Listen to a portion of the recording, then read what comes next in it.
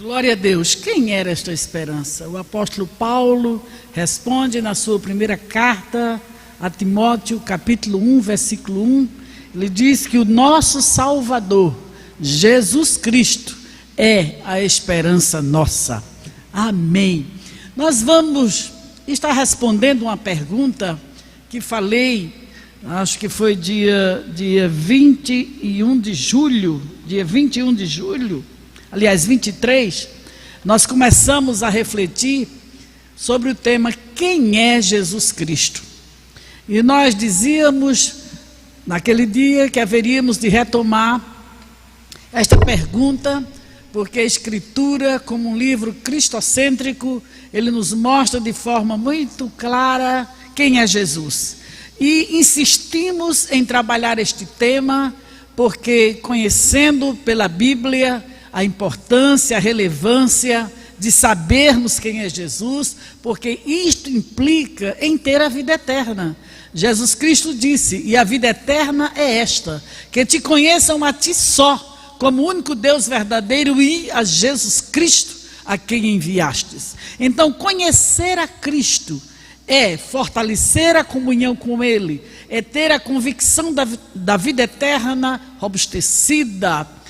Muito mais, essa convicção vai crescendo e vai aumentando, e nós precisamos continuar respondendo essa pergunta, quem é Jesus Cristo? Naquela ocasião, nós mostramos aqui através de João capítulo 6, que Jesus é água e é pão espiritual, que resolve todo o problema de toda a humanidade.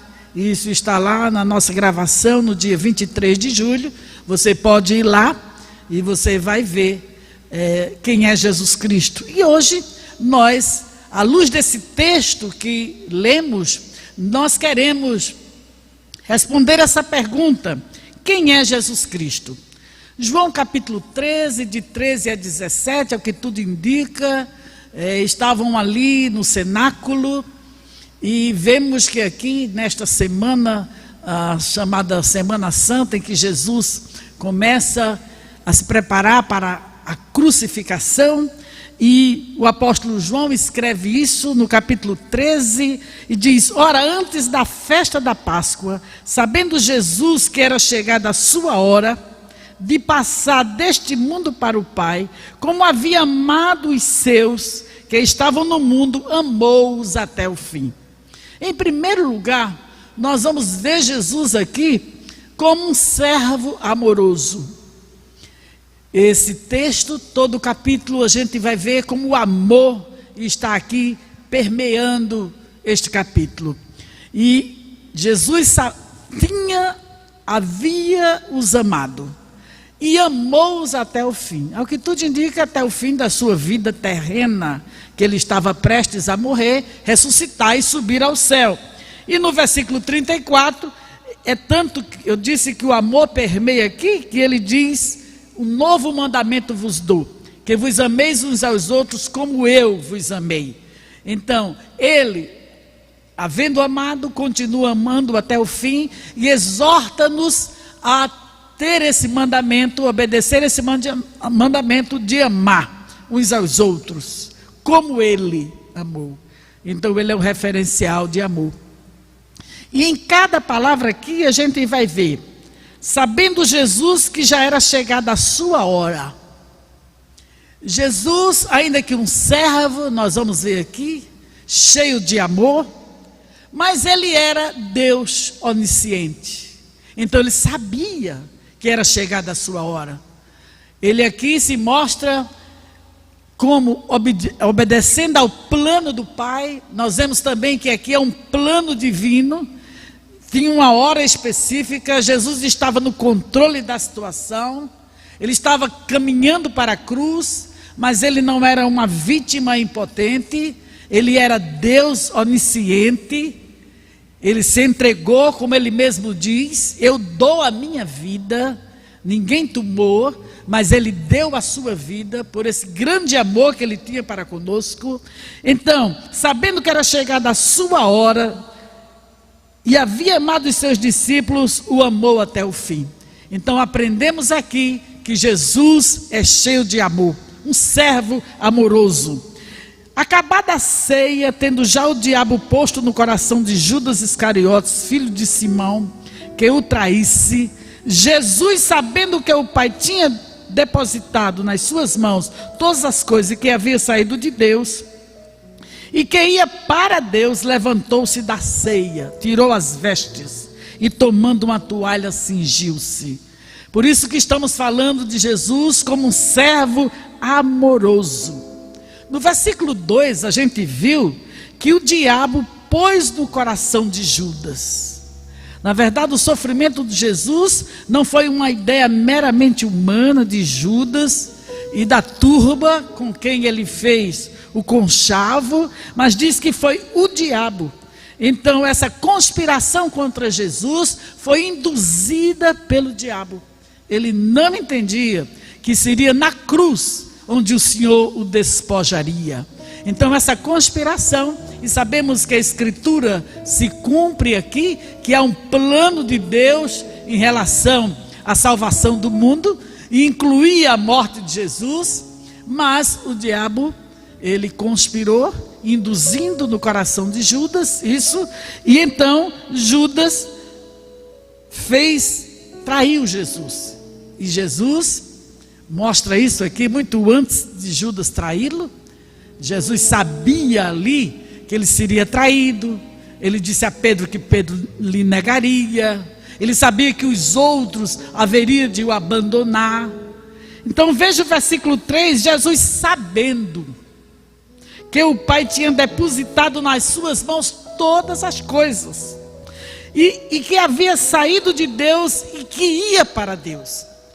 Isso foi muito importante na vida de Jesus. Ele precisava de ter essa onisciência para ter o controle da situação, e que ele estava indo, seguindo do plano de Deus.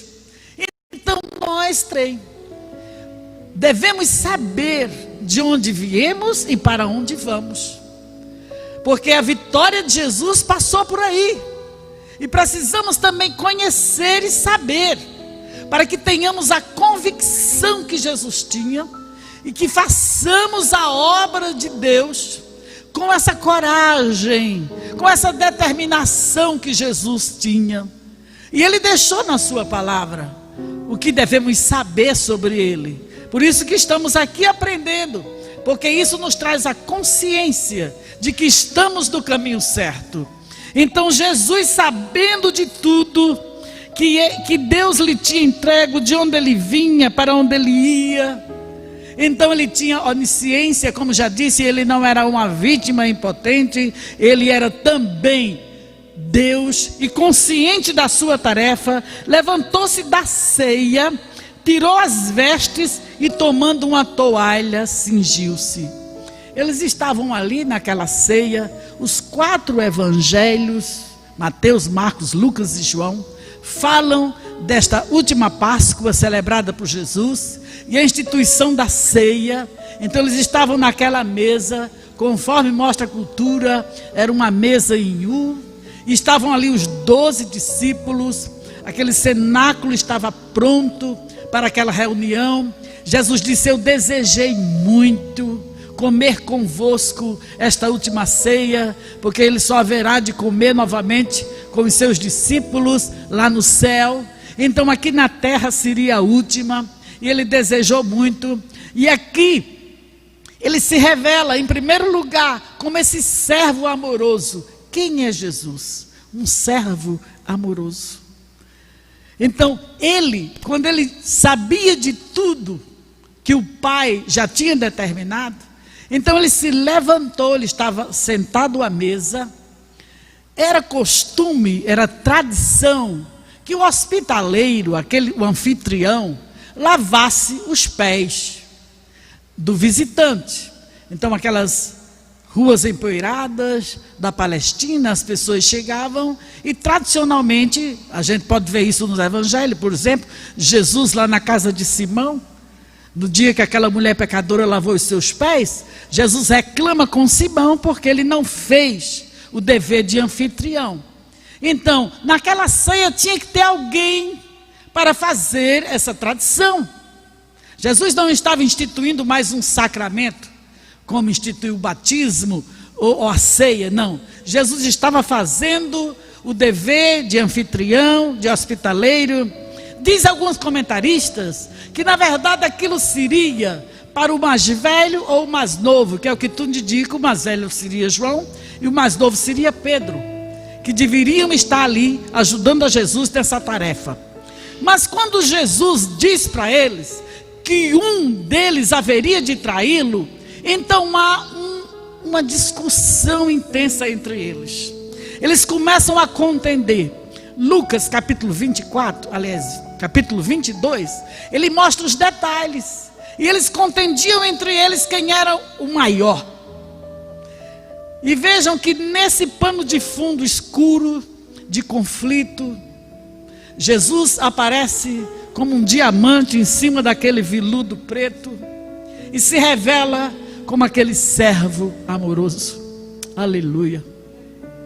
Olha, enquanto eu lia e meditava isso aqui, eu não tive como deixar de chorar e clamar ao Senhor e pedir para que eu pudesse seguir o seu caminho e ser uma serva amorosa também.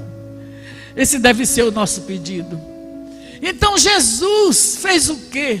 Em meio àquela confusão entre eles, procurando cada um saber quem era o maior, então Jesus se revela como escravo. Ele tira a sua capa. O escravo não usava capa, o escravo usava toalha, e ele se cinge de uma toalha, porque aquelas vestes, né? Tradicionalmente ele tinha aquela capa de rabino também, como era um mestre. Então se cingiu, com certeza uma profunda admiração começou a surgir entre eles. Pedro interroga e diz: tu, Senhor, é o Senhor que vai fazer isto? Nunca eu deixarei que o Senhor lave os meus pés. Pedro não conhecia. Jesus estava dando a lição. Quem é Jesus? Um servo amoroso. Aleluia. E ele se cinge daquela toalha e vai lavar os pés dos seus discípulos. Era um trabalho, na verdade, de escravo, de servo. E Jesus, como diz Paulo escrevendo aos Filipenses, que ele se humilhou, tomando a forma de servo. Era aquele servo sofredor, também descrito em Isaías, capítulo 40, 41, 44, 53 de Isaías. A profecia, não é, que falava de Jesus como esse servo sofredor. E Jesus se revela ali, se despojando da sua capa. É como se ele dissesse: ora, se Jesus já tinha se despojado do trono excelso de Deus, e tinha vindo nascer no ventre de uma mulher, numa manjedoura, e estava ali entre os homens, encarnado, então para ele seria pouco se a gente comparar com a glória que ele teve que se despojar, saindo do céu, como diz a palavra de Deus. Então ali agora ele se despoja também das suas vestes e toma aquela toalha para dar um exemplo, para mostrar a que veio, para dizer para todos nós, aqueles discípulos que estavam ali e todos os outros que haveriam de se tornar seus discípulos, para mostrar o grande amor com que nós temos que servir. E hoje nós somos também servos de Deus e devemos seguir nas pisadas do Mestre. Podemos ver aqui também, eu estou trabalhando aqui os versículos 1 a 4. No versículo 1, na verdade aquela ceia era a ceia da Páscoa, e os cordeiros haveriam de ser mortos às centenas, como já vinham desde Êxodo capítulo 12, que a gente sabe que quando o Senhor tirou o seu povo do Egito, naquele dia da morte dos primogênitos, foi instituída a Páscoa. Então ali aqueles cordeiros todos profetizavam sobre o cordeiro que haveria de ser morto, o Cordeiro de Deus, Jesus Cristo. Aquela ocasião era a ocasião propícia. Jesus estava já a caminho do Gólgota. Ele estava se preparando. Quando terminasse aqui, ele iria para o Getsêmani e assim a caminhada até a cruz. Então Jesus, o servo amoroso, por isso que ele diz a Pedro: o que eu faço agora você não entende, você vai entender depois. Na verdade, depois na cruz, Pedro haveria entender o serviço maior de um servo sofredor, o servo amoroso, Jesus. Mas podemos continuar aqui vendo o texto seguinte, o versículo de número 6. Pedro aproximou-se e disse: tu lavas-me os pés a mim? Então, na verdade, Pedro achava aquele trabalho super humilhante para Jesus Cristo, o seu mestre. Aí Jesus diz, aliás, Pedro diz, versículo 8, repete: nunca me lavarás os pés. Jesus responde: se eu te não lavar, tu não tens parte comigo. Na verdade, Pedro, eu acho que tinha um misto, não é? De achar um serviço humilhante para Jesus, mas também ele se opõe, ele resiste. Ele diz: não me lava, nunca. Então ele se opõe, ele resiste, como sempre, mostrando um pouco de orgulho, de presunção, uma mistura, né, de sair. Mas o fato é que Jesus estava ali para cumprir a sua tarefa de servo amoroso, e ele continua na sua tarefa. E nós vemos que além de servo amoroso, segundo, Jesus é um servo humilde. É por isso que ele tira as suas vestes e se cinge da toalha, como vimos aqui do versículo de número 4. Mas além de servo amoroso e humilde, Jesus também é Senhor e Mestre. Versículo de número 12: depois que lhes lavou os pés, agora vem o depois. Depois que ele demonstrou ser um servo amoroso, um servo humilde, então no versículo 12, depois que ele termina de lavar os pés, ele toma as suas vestes, ele coloca novamente a sua capa e se assenta outra vez à mesa. É como se aqui a gente pudesse também antever o fato de se cingir da toalha. Ele foi à cruz, mas vestiu novamente as suas vestes de rabino, as suas vestes do Deus Todo-Poderoso, chegando exaltado diante de Deus Pai. Como diz Paulo em Filipenses 2, Deus o exaltou sobremaneira. Então, depois que ele lavou os pés, tomou as suas vestes, se assentou outra vez à mesa, porque eles estavam na mesa para ceiar. Ele saiu da mesa para lavar os pés dos discípulos, e agora ele volta à mesa e ele diz: entendes o que vos tenho feito?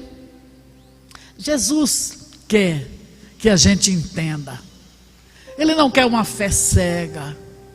Ele não quer que a gente ande tateando, como quem não sabe aonde está ou aonde vai chegar. Ele quer que a gente entenda quem Ele é, o que Ele faz. E é assim que Ele interroga os seus discípulos: vocês entendem o que eu tenho feito? Vós me chamais mestre e senhor, e dizeis bem, porque eu sou o que sou. Na versão NTLH, a linguagem de hoje, esse texto está assim: eu sou o que sou. Então quem é Jesus? Ele diz: eu sou mestre e senhor. Na verdade, a palavra mestre no original é rabi. E se você lê os evangelhos, Jesus diz aqui que ele é mestre, porque uma das coisas que Judas falou, pode ler os 4 evangelhos que você vai ver, salvo engano está em Lucas, ou é Marcos, acho que Marcos. Quando Judas por ocasião deste cerimonial da ceia, que Jesus diz que um deles haverá de traí-lo. Judas diz: quem é, Senhor? Sou eu? Aí Judas diz: sou eu, Rabi. Judas diz: sou eu, mestre. Judas chama Jesus de mestre, ainda que o seu coração estivesse cheio de traição. E Jesus se dirige com esta palavra e diz: vós me chamais de mestre e Senhor, e dizeis bem, porque eu sou. Nós vemos, por exemplo, Maria, quando vê Jesus ressuscitado, ela diz Rabone, mestre, Rabi. Também Nicodemos chama Jesus de Rabi. Então, naquela cura lá que Jesus fez também, então algumas pessoas chamavam Jesus de Rabi, de mestre. Inclusive o Judas, no dia da ceia, disse: sou eu, Rabi. E Jesus disse: tu o dissestes. Então Jesus sabia que os discípulos, inclusive o traidor Pedro, que haveria de enganá-lo, todos os outros, a multidão, reconhecia Jesus como mestre. E ele disse: e eu sou Senhor e mestre. Mestre seria um ensinador, um maioral, um chefe, um mestre. Então Jesus era mesmo o mestre. E ele disse: eu sou o que sou. Mestre e Senhor, e dizes bem, porque eu sou. Ora, se eu, Senhor e mestre, vos lavei os pés, vós deveis também lavar os pés uns dos outros. Jesus é Senhor e mestre. Primeiro nós vimos nos 3 primeiros versículos que ele é um servo amoroso. De 4 a 8, os versículos de 4 a 8, nós vimos que ele é um servo humilde. Aqui, a partir do versículo 12, 13, nós estamos vendo que ele é mestre, que ele é Senhor. E ele mesmo diz: ora, se eu, Senhor e mestre, vos lavei os pés, vós deveis também lavar os pés uns dos outros, porque eu vos dei o exemplo, para que como eu vos fiz, façais vós também. Jesus é o exemplo incomparável.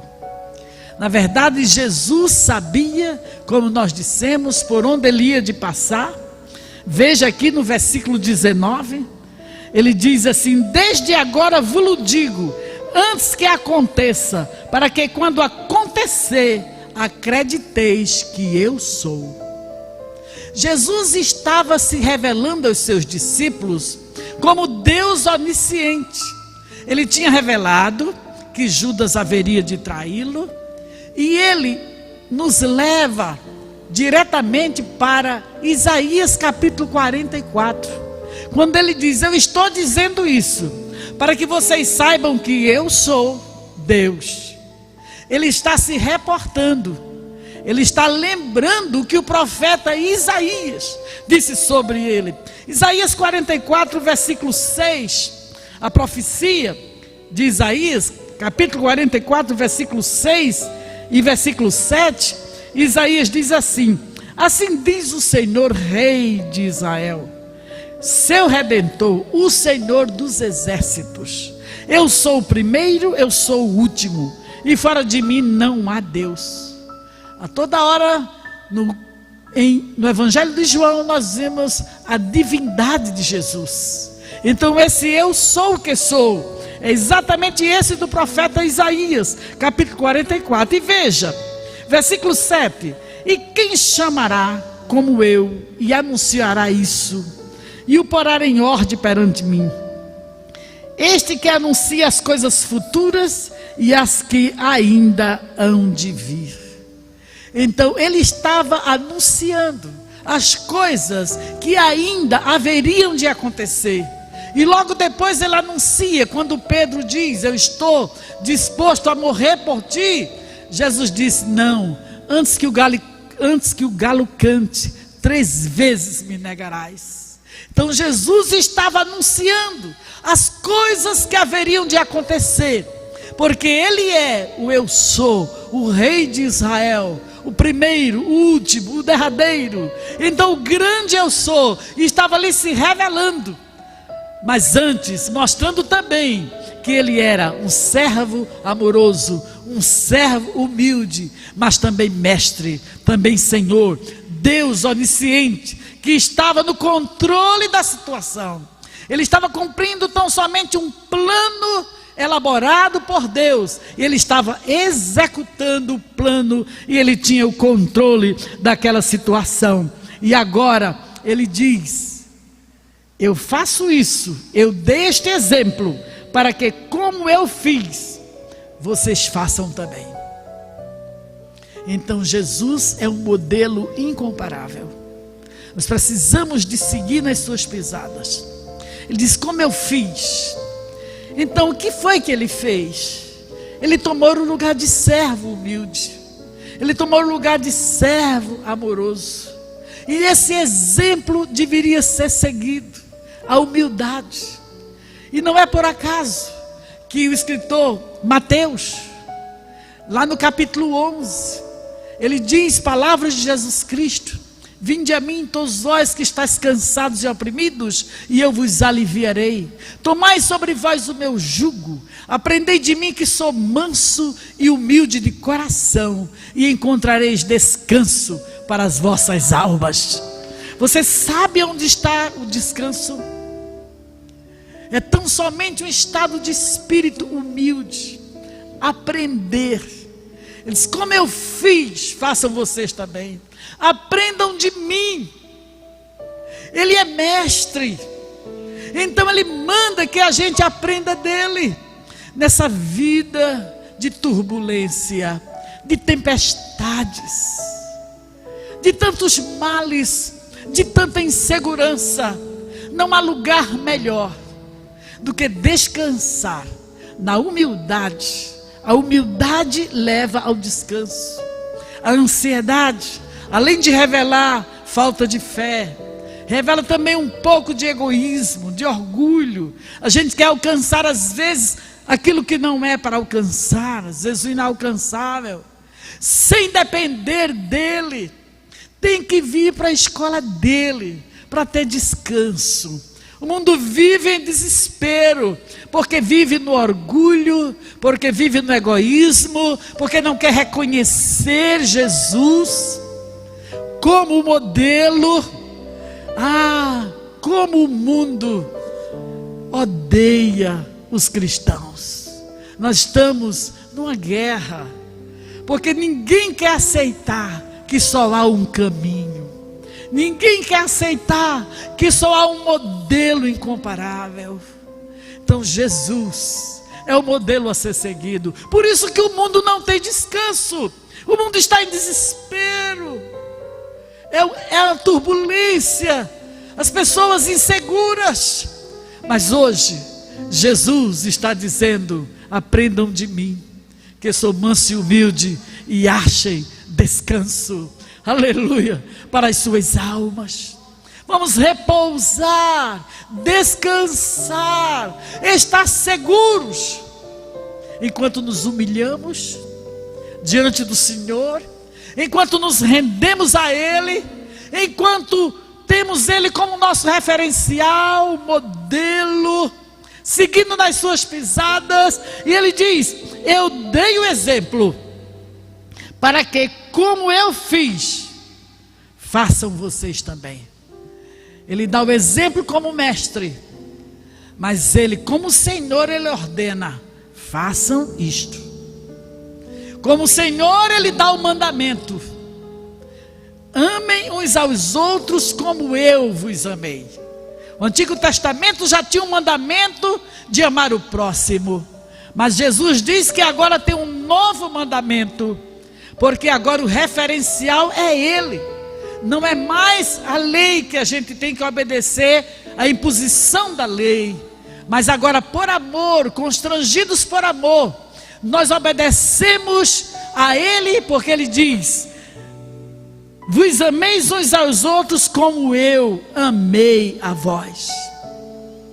Não é uma tarefa fácil, não é, é um desafio tremendo. Eu disse e vou repetir, eu fiquei chorando e clamando mesmo ao Senhor diante dessa palavra, e eu convido você também a se quebrantar diante do Senhor e pedir forças ao Senhor. Ninguém sozinho alcançará essa meta de fazer como Ele fez, de seguir o seu exemplo. Por isso que estamos pedindo ao Senhor: Senhor, fortalece a tua igreja na força do teu poder. É o poder sobrenatural de Deus que habita em nós através do seu Espírito Santo, que vai nos dar a capacitação para seguir este caminho. Oh, aleluia, aleluia, aleluia, aleluia. Jesus, mestre e Senhor, mas ainda assim servo humilde, servo amoroso, para dar o exemplo e agora ser o exemplo incomparável, o melhor exemplo a ser seguido. Não é por acaso que João revela Jesus dizendo: eu sou o caminho. É o caminho a ser seguido, que nós possamos, como disse Paulo, ter o mesmo sentimento que houve em Cristo Jesus, que sendo Deus não teve por usurpação ser igual a Deus, ainda que muitos de nós possamos ter algo melhor que o outro, mas aqui Jesus nos ensina a inverter a pirâmide. Aquele que deveria estar no topo, agora ele está embaixo na base. Ele inverte valores humanos, valores pecaminosos, e agora ele se reveste do Deus Todo-Poderoso e nos ajuda também a nos despojar do velho homem, da velha criatura, da natureza velha. Vamos tirar a capa, vamos arrancar, como Jesus fez, desceu da mesa. Vamos descer, muitas vezes do pedestal onde estamos, no lugar que não deveríamos estar. Às vezes até um lugar de direito que a gente tem, mas Jesus também tinha o direito de estar no céu, mas ele se despojou. Não teve por usurpação ser igual a Deus, ainda que ele era, porque ele disse: eu e o Pai somos um. Mas ele se despojou. Então no capítulo 4 de Efésios, você vai aprender o que é que você tem, de que você tem que se despojar. Eu lhe convido a ir lá, que a hora já chegou, eu já vou terminar. Você se despoja do velho homem, mas se reveste do novo. Você se despoja do exemplo mundano, maligno, da indução do mal, e agora você se reveste do bem, do Espírito Santo, se enche do Espírito e vai começar uma vida onde vai cantar ao Senhor, louvar a Ele, compartilhar salmos, terá uma vida de descanso, uma vida de paz. O convite hoje é: conheça o eu sou o que sou, mestre e Senhor, e siga o seu exemplo. Concluindo, quem é Jesus? Jesus é mestre e Senhor, ainda que se tornou servo, despojando-se dos seus direitos de divino, a sua divindade. Ele, na verdade, como diz Paulo, ele se esvaziou de si mesmo, tomou a forma de servo e submeteu à morte, e morte de cruz, mas agora vive eternamente, e Deus o exaltou soberanamente. Vamos viver uma vida de humildade, porque Deus resiste aos soberbos, mas dá graça aos humildes.